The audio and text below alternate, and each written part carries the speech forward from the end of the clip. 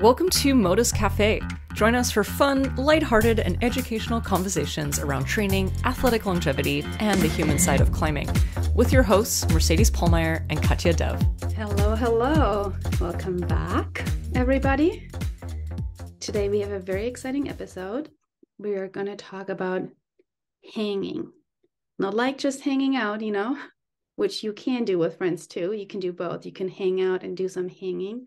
But no, seriously, we're going to talk about some hanging and actually the benefits of literally just hanging on our hands, like our whole body, just hanging off a bar, and all the different types of ways that we can hang and what the benefits are, both for our health in general, but also for climbing. And the reason I love talking to Mercedes about this is because, to be really honest, when I first heard about it, when I started working with Mercedes, I was like, what? We're going to just hang, and we're going to hang for just 10 seconds. And I'm like, no, when I exercise, I exercise. I don't just hang. I was very intense. But I've now learned from Mercedes how hanging is actually really amazing. And what's amazing about it is that it's literally an easy way to train. And that's so good for our body. So she's going to tell you more about that.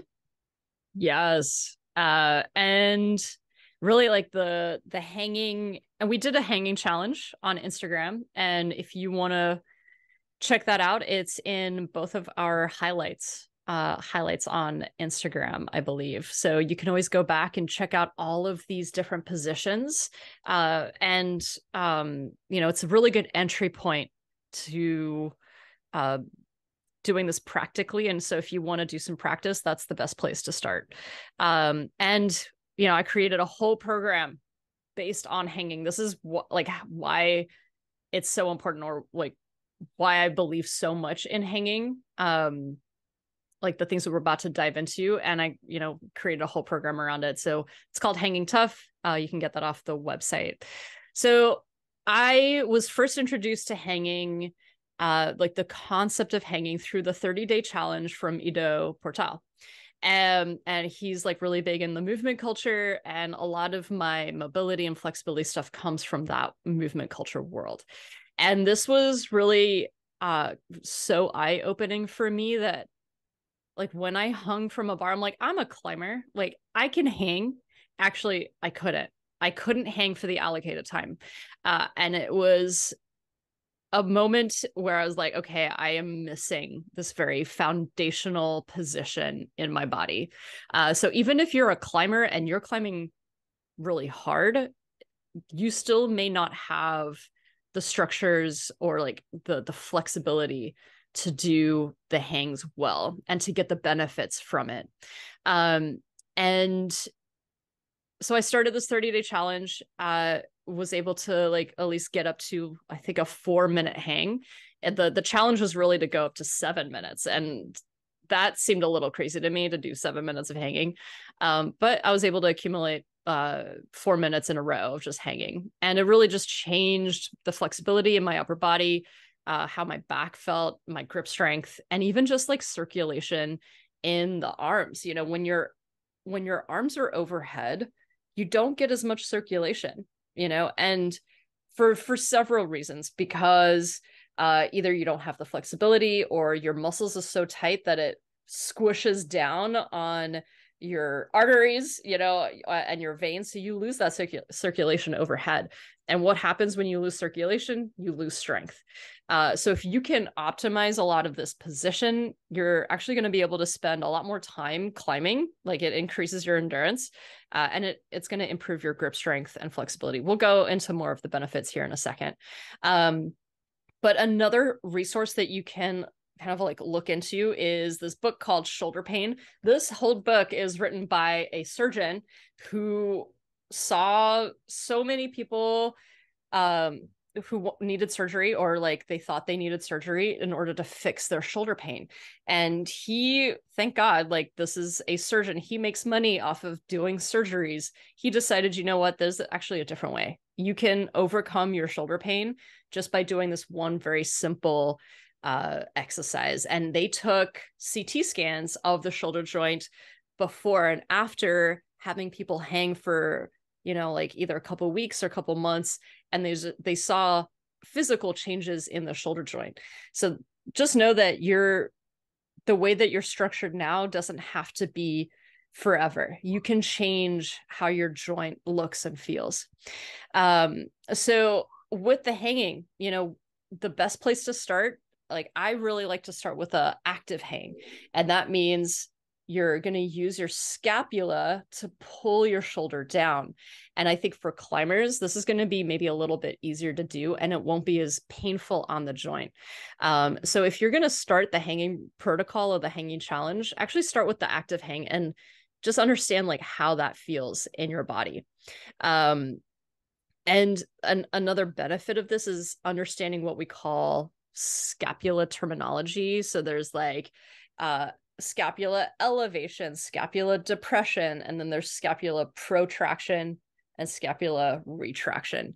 And when you do all of this hanging, you start to understand more about your shoulder and the body awareness needed to do these hanging exercises. Very cool, Mercedes. Do you mind if I Yeah. ask you a question? Yeah. For one of the things that I heard you say is how it's actually really beneficial for advanced climbers as well to just improve their shoulder strength and maybe mobility altogether. Even though advanced climbers are probably able to hang quite a bit, but certainly is also going to help a lot of beginner climbers to develop that strength in their shoulders because climbing is so shouldery, right? Yeah.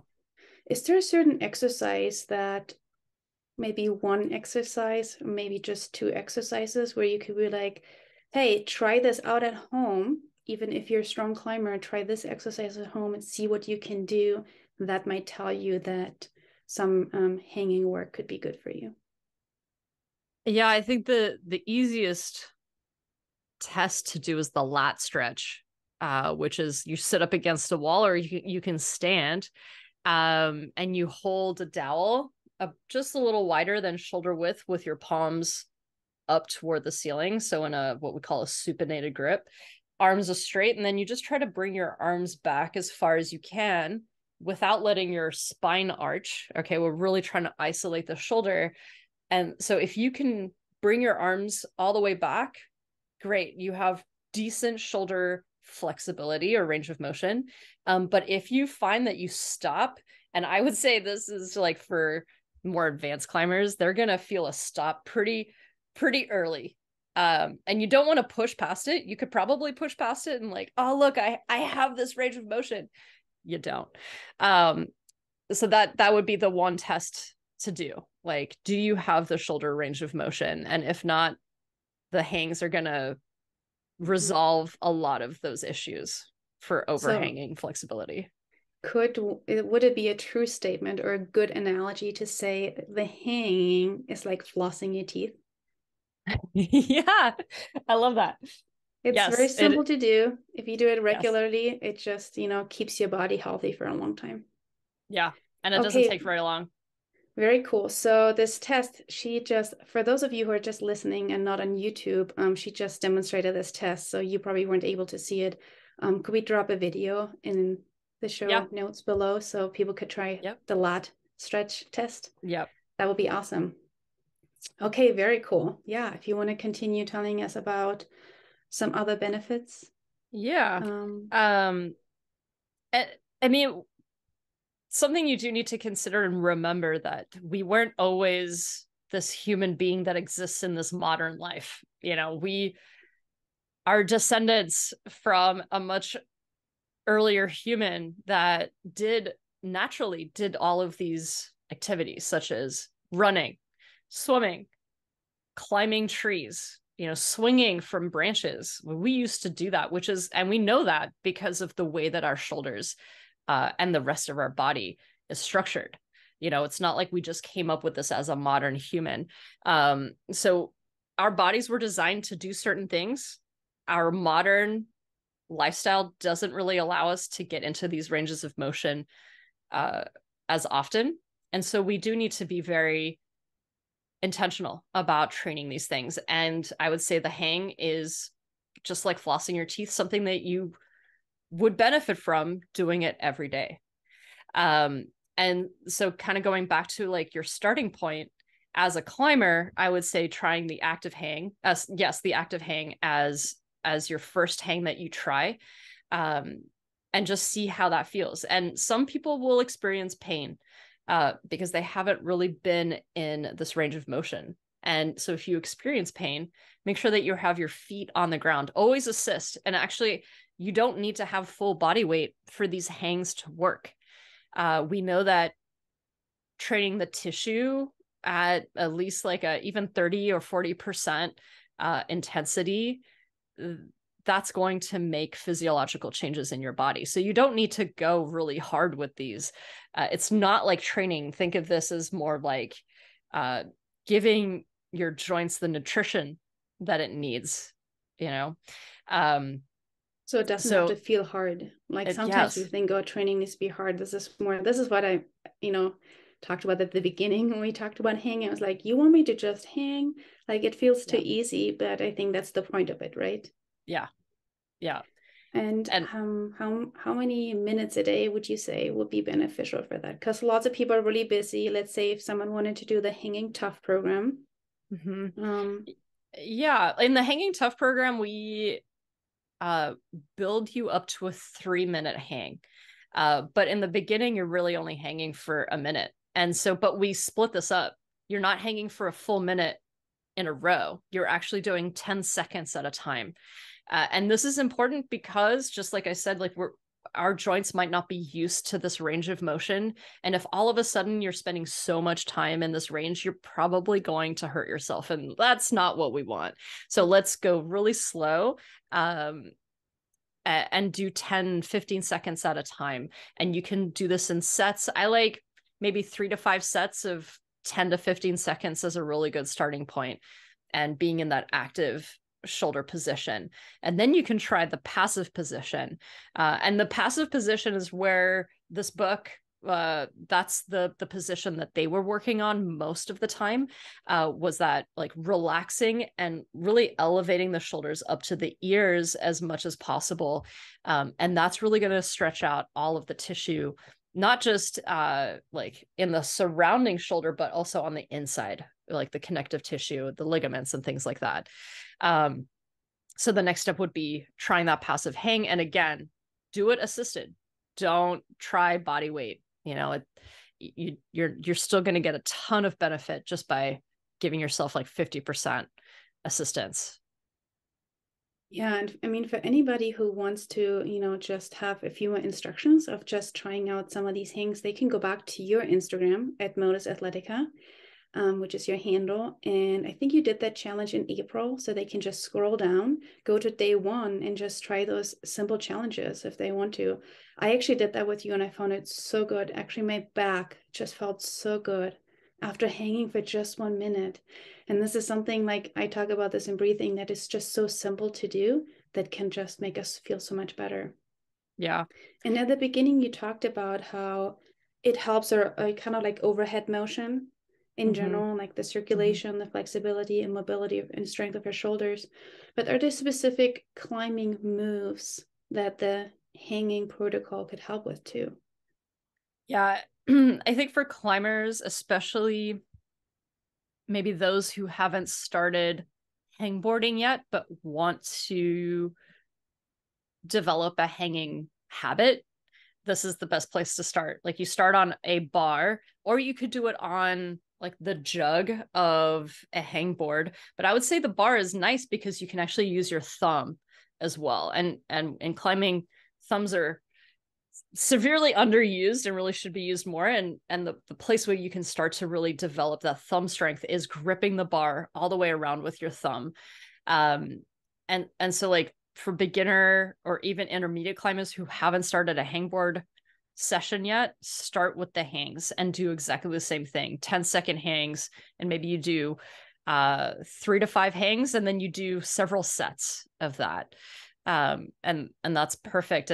And really the benefits to climbing is that if you want to have a really strong pull, if you want to be able to do like a weighted pull-up, the place to start is the hang, because the initiation of the pull-up comes from the scapula, and we forget that. So the hang really develops the scapula strength in order to do a very strong and technically strong pull-up. So try not to like skip over the hang. It's not, again, this is like very useful for you as an athlete and for longevity reasons as well. So yeah, like give that protocol a try. Yeah, thank you, Mercedes. Would it also be helpful for, let's say, one arm catches after a dyno or accidentally cutting feet, anything where we're actually hanging while climbing? Yeah, totally. And I think in our Instagram we do give some like comparisons so you can educate yourself there as well. Like in climbing, especially overhanging climbing, if you're going to be doing a lot of dynamic motion, you're putting a lot of load on your shoulder on one arm. And really like how you progress the hangs. So you start with 2 hangs on a bar, and then you progress to 1 arm on a bar. And that for sure is going to translate to a lot of these dynamic motions that we see in climbing, especially being fully extended. If you're a short climber, you need to capitalize on being as extended as possible. And that's where the hangs can really give you all of the benefit in those extended ranges. Yeah, very cool, Mercedes. Hey, Cool. whew, I learned so much. I think I'm going to do the Hanging Tough program. I haven't done the whole Hell program yeah. myself, so Yeah. I want to It's do it. fun. I've always done a lot of work in my shoulders. They've definitely been like a tweaky part of my body. And actually, for the reason that you said, I'm not a short climber per se, but I have short arms. So I do end up climbing very extended. And so I think that would be really helpful. Yeah. And Cool. that Well, yeah. the hanging tough is actually, it's not a program that you just do once. It is something that you can do multiple times throughout your career. I do the hanging challenge actually once a year, just to get that base foundation of scapula strength again. Yeah, very cool. Cool. Thank you for All developing right. such a cool program. Yeah. What's your favorite And hang? my favorite hang, I love the German hang, The actually. German hang. I The would love German that too. hang. What Yeah. is that? What is the German hang? It's best to do it on rings, because you get more rotation, and it relies a little less on the full flexibility of your shoulder. But if you're hanging and then you bring your legs up over you and you keep going Oh, back, wow. and you hang like with your arms basically back behind you, your Oh my hands are God. here. Can you share a um video of that too? yeah, we can do that. That would be fun. It feels so good on the shoulder, especially if you do it assisted, like feet on the ground. Man, it just opens up everything in the front of the neck, the pec, and the front of the shoulder. It's amazing. Wow.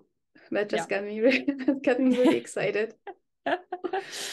All right. Yeah, thank you so much. And so Yeah. just to remind people, if there's this program, so there's this free challenge that you created on Instagram for the month of April 2023. I don't know when this episode's coming out, probably this summer. And so people can go back to that if they wanted to see the free challenge. It's really fun. It's just a minute a day. And then also that people can purchase this Hanging Tough program from your website. If people can't find it, you can always message one of us to let us know if you have any problems. And yeah, That's happy it. hanging, everybody. Happy Keep your hanging. shoulders Yeah. healthy. Yeah. Floss every day. And we'll see you next time. Bye.